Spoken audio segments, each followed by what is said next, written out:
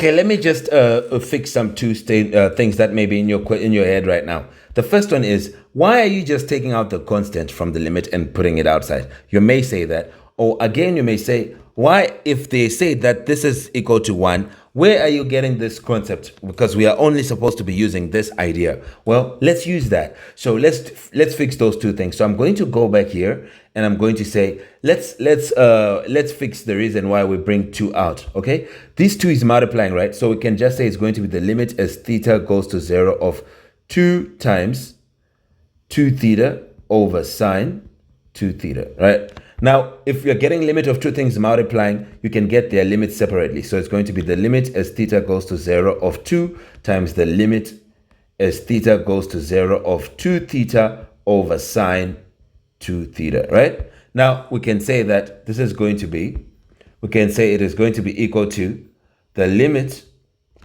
as theta goes to 0 of 2 times, in here we can say is the limit as theta goes to 0 of, what is this? We can say this is going to be 2 theta over sine 2 theta. We can say it is 1 over, you flip, okay? This 2 theta over sine 2 theta, you can say it is 1 over, you flip it. It now becomes sine 2 theta over 2 theta, okay? If you flip it, if you put 1 over, this fraction now flips. So that is what we have done. Now, what can we do here? We can then say it is going to be equal to the limit as theta goes to 0 of 2 times, now it's going to be, this is a fraction in the denominator, right? Like this.